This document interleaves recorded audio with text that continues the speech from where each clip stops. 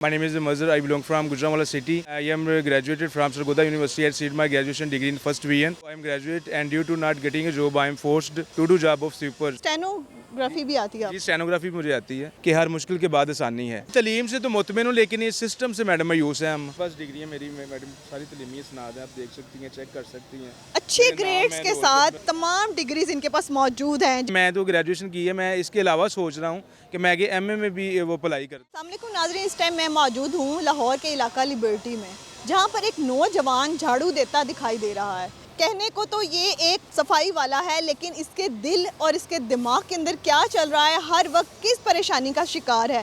तालीम की पाकिस्तान में कोई कदर नहीं है। जिसके हाथ में कलम और कंप्यूटर होना चाहिए, वो शख्स के हाथ में जब झाड़ू देखा तो इससे बात करने पर हम मजबूर हो गए। भाई एक सेकंड में आपसे बात करना चाह रही हूँ, मुझे बताएं कि ऐसी कौन सी मजबूरी है कि आप झाड़ू दे रहे हैं। आपके बारे में मुझे सोशल मीडिया के थ्रू पता चला कि आप एक एजुकेटेड हैं, ग्रेजुएट पर्सन हैं, तो क्या मजबूरी है आपकी? मैडम मैं एज यू बेटर नो कि जिस तरह आप जानती हैं कि मुल्क की जो हालात जा रहे हैं, गवर्नमेंट की वैकेंसीज वैसे भी बैन हो चुकी हैं, जो प्राइवेट सेक्टर है वो भी पहले से लोगों से फिल हैं, तो एक छोटी सी जॉब हासिल करने के भी 2-2 4-4 महीने 6-6 महीने इवन के साल लग जाता है। तो ये था कि अब शादीशुदा था, छोटे बच्चे हैं, बूढ़ी बीमार माँ है, तो बिजली के बिल हैं, गैस के बिल हैं, घर के 2 वक्त की रोटी और माँ की दवाइयों के खर्चा। झाड़ू ही क्यों? आपने कहीं और नौकरी क्यों नहीं की ऑफिस में? आपको बता तो रहा हूँ कि ये जिस तरह के पाकिस्तान के हालात चल रहे हैं, ये बड़ा एक टफ सी सिचुएशन है कि गवर्नमेंट वैकेंसीज वैसे ही बैन कर दी हैं और जो प्राइवेट सेक्टर्स की वैकेंसीज़ हैं वो पहले लोगों से फिल हैं, और अगर वो आती हैं गवर्नमेंट वैकेंसीज तो बहुत सी लिमिटेड सी होती हैं, उन लोगों को मिलती हैं। आपको पता ही है कि जिनकी स्ट्रॉन्ग रिकमेंडेशन होती है या जिनके पास पैसा होता है। बाकी जो हम गरीब लोग हैं, यहाँ तो हमारे पास ऊपर झाड़ू हाथ में आ जाता है, तो यहाँ हम चिंगची चलाना शुरू कर देते हैं या किसी अच्छे से होटल में कोई वेटरिंग का काम शुरू कर देते हैं। आर यू श्योर कि आपके पास डिग्रीज हैं? जी मैडम, मेरे पास डिग्री सोशल मीडिया पे आपको तनकीद का निशाना बनाया जा रहा है कि इसके पास डिग्रीज नहीं है, सिर्फ ये पब्लिक को दिखाने के लिए ये नौजवान ये हरकत कर रहा है। क्या वाकई आपके पास डिग्रीज हैं? मैडम मेरे पास डिग्री है, मैं आपको दिखा सकता हूँ। मेरे पास ओरिजिनल डिग्री है, मेरी 16 साल तलीम है, जो कि अब हाक में हाक हो चुकी है। वो मेरे माँ बाप के ख्वाब हैं, मेरे ख्वाब हैं। मैं आपको दिखा सकता हूँ और लाइव आपको दिखा सकता हूँ, मेरे पास पड़ी हैं। पास क्यों रखी हैं आप? ज़ाहिर है मैडम इसलिए रखी हैं कि कोई इंटरव्यू की कॉल आ सकती है कहीं से, कि मैं कहीं इतने मायूस हैं कि मतलब सफाई करते हुए, मतलब उनका कहना है कि मैंने डिग्रीज अपने पास रखी हुई हैं, सफाई करते हुए भी इस हालात में भी वो अपने डॉक्यूमेंट्स अपने साथ रख रहे हैं कि शायद कहीं से मुझे इंटरव्यू की कॉल आ जाए तो मैं किसी अच्छी जॉब पे चला जाऊं। अच्छा मुझे ये बताएं कि वाकई ही आप किस तरह एक्सप्लेन करेंगे, आप एक्सप्लेन करें कि आप एजुकेटेड हैं। डिग्रीज कौन देखता है? वे ऑफ टॉकिंग बताती है कि आप एजुकेटेड हैं। डिग्री से बात होती है, जब आपके पास कोई सर्टिफिकेट होता है फिर ही बंदा पता चलता है ना कि डिग्री से कि बंदा पढ़ा लिखा है या नहीं पढ़ा लिखा। Explain yourself in 50 words. Oh, no problem, madam. I can explain myself. My name is Mazhar. I belong from Gujranwala city. I am graduated from Sargodha University. I received my graduation degree in first VN. So I am graduate, and due to not getting a job, I am forced to do job of sweeper. So it is my humble request to the Honorable CM Punjab Maryam Nawaz Sahiba and Prime Minister of Pakistan Shehbaz Sharif Sahib. So please sir, give me respectable and suitable job according to my qualification and experience and other short courses in any sector of the government. Short courses में कौन से courses किए हैं आप? Short courses मैंने stenography की है, assistant private secretary और टाइपिंग की। तो अभी तक उस पर भी आपने अप्लाई नहीं किया? मैडम मैंने की है, करना तो चाहता था लेकिन 4 साल से ही फेडरल्स की जॉब आती है असिस्टेंट प्राइवेट सेक्रेटरी की, ये 16वें ग्रेड की जॉब होती है, लेकिन 4 साल से वो बैन है। अब कर तो लिया है लेकिन जॉब आएंगी तो फिर अप्लाई करेंगे ना। स्टेनोग्राफी भी आती है जी स्टेनोग्राफी मुझे आती है, वो मैंने हासिल की थी 1.5-2 साल उसमें मैंने सिर्फ किए थे। ठीक है। अच्छा मुझे बताएं कि नौजवान नस्ल तो कहती है कि हम शाये हैं, हम लोग ये काम क्यों करें? तो आपको जब ये आप झाड़ू लगाते हैं, सफाई करते हैं, तो आपके अंदर का ज़मीर मलामत नहीं करता है? मैडम दिल बर्दाश्ता भी होते हैं, ज़मीर मलामत भी करता है कि और आपका क्या कसूर है कि आपने 14 साल 16 साल तलीम हासिल करने के बाद एंड रिजल्ट ये निकला कि हाथों। यूनिवर्सिटी गोइंग थे, यूनिवर्सिटी के बच्चे तो कहते हैं कि हमें पानी का गिलास खुद ना पकड़ना पड़े, ना पानी ना पीना पड़े, वो अपनी शान में गुस्ताखी समझते हैं। तो आप झाड़ू लगा रहे हैं मेन लोकेशन पे जहाँ पे लोग लड़कियाँ लड़के आपको बाकायदा देखते होंगे, तो किस तरह अपना मन मार के काम कर रहे हैं? ज़ाहिर मैडम शर्म भी आती है, दिल भी दुखता है और यही सोचते हैं कि यार हम मतलब इतनी एजुकेशन हासिल करने के बाद एंड रिजल्ट ये निकला है कि हाथों में झाड़ू हैं। लेकिन बीइंग अ मुसलमान दिल तो बड़ा टूटता है, लेकिन कुरान पाक की एक आयत है कि इसमें अल्लाह रब्बुल इज़्ज़त इरशाद फरमाते हैं कि ला तक़नतू मिन रहमतिल्लाह, कि मेरी रहमत से नाउम्मीद मत होना। और एक और जगह अल्लाह पाक इरशाद फरमाते हैं कि हर मुश्किल के बाद आसानी है। तो एक एक जब इस आयत को पढ़ते हैं तो एक हौसला मिलता है। आंखों में आंसू क्यों हैं? बस यही मैडम के हालात की वजह से कि इतनी एजुकेशन करने के बाद लोग अच्छी अच्छी पोस्टों पे बैठे हैं और हम रोड साफ़ कर रहे हैं। यही कसूर है कि हम गरीब लोग हैं। हम तालीम से मायूस हो के मुल्क से मायूस हो, मुल्क की हालातों से मायूस हो? नहीं, तलीम से तो मुतमिन हूँ, लेकिन इस सिस्टम से मैडम मायूस हैं हम कि पाकिस्तानी होने पे फ़ख्र है? फ़ख्र तो है, लेकिन कैसा फ़ख्र? कौन सा फ़ख्र? जिस मुल्क ने आपको कुछ नहीं दिया, जिस मुल्क में आपको रोज़गार नहीं मिला, उस पर फ़ख्र कैसा? मैडम मुल्क तो अच्छा है, लेकिन इसमें बसने वाले लोग बड़े ज़ालिम और बेइज्जत हैं। ये मुल्क तो बड़ा अच्छा है। वे ऑफ टॉकिंग है, स्किल्स हैं, सर्टिफिकेशंस हैं, डिग्रीज हैं, फिर भी आपको जॉब नहीं मिल रही है। तो मरीम नवाज़ साहिबा, बुरा मत मानिएगा, सवालिया निशान है। कैसे?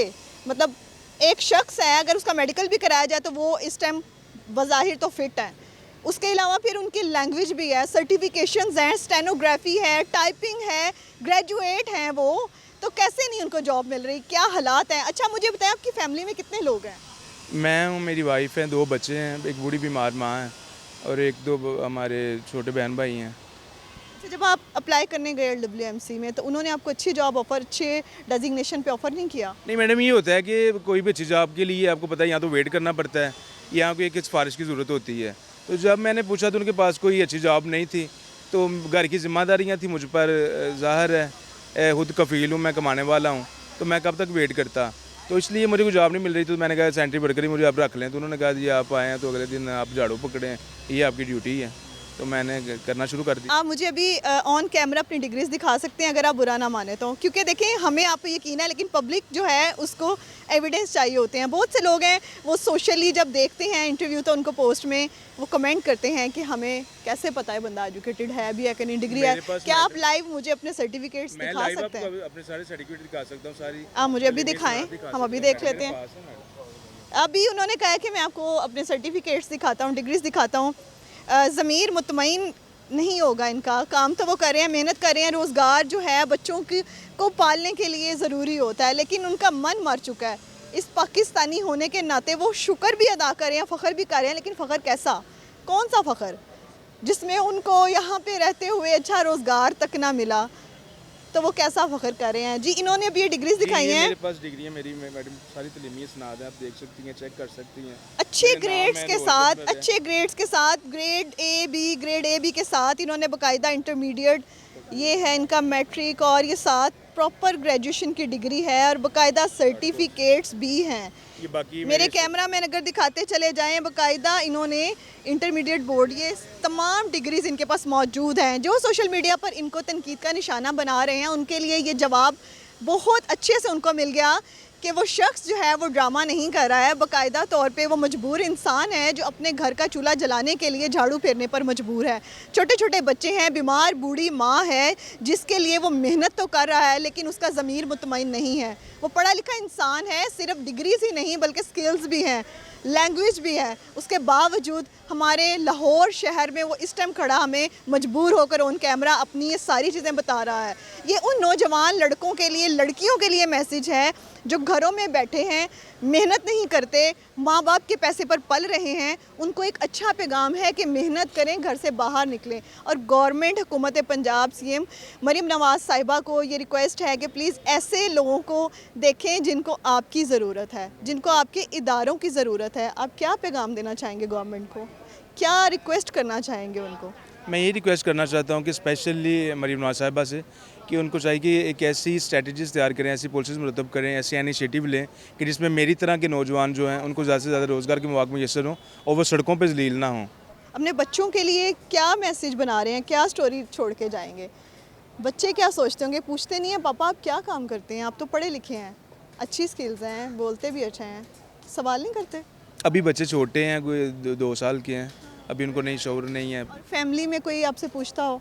ज़ाहिर फैमिली में भी बड़े बड़े से मेंबर हैं जो पूछते हैं, मेरे रिलेटिव्स पूछते हैं, दोस्त बाप पूछते हैं कि यार आपने इतनी एजुकेशन हासिल की है और इतनी एजुकेशन हासिल करने के बाद आप सड़कों पे रोड्स पे वो झाड़ू कशी का काम कर रहे हैं। तो मैं कहता हूँ कि नहीं यार, पूरी उम्मीद होना चाहिए। हम मुसलमान हैं, हालात बदलते हुए देर नहीं लगती। अल्लाह पाक कभी भी हमारी जो है वो किस्मत बदल सकता है।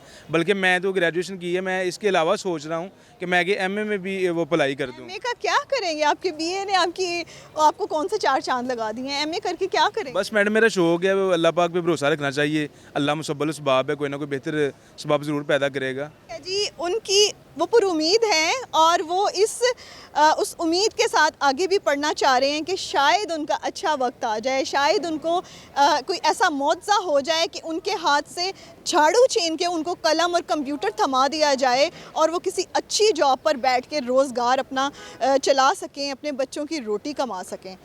आखिरी बार फिर ये कहना चाहूँगी कि इनकी आके मदद की जाए। अगर गवर्नमेंट तक इंटरव्यू पहुंच जाता है तो काइंडली ऐसे लोगों को फैसिलिटेट करें। इस तरह के बहुत से लोग हैं जो पढ़े लिखे हैं, घरों में बैठे हैं और अपनी शर्म के मारे ना अपने ख़ानदान को कुछ बताते हैं, ना आके वो सामने आते हैं, अप्लाई जॉब करते रहते हैं, बार बार CV देते हैं, डोर नॉकिंग करते हैं, लेकिन उनको पूछने वाला कोई नहीं है। तालीम की कदर जो है कहीं नहीं की जा रही है। डबल MA मास्टर्स PhD किए लोग भी घरों में बैठे परेशान हैं, उनको कोई जॉब के लिए रखने को तैयार नहीं है। कमेंट सेक्शन में राय का इजहार करेगा। मुझे दीजिए इजाज़त। अल्लाह निगहबान।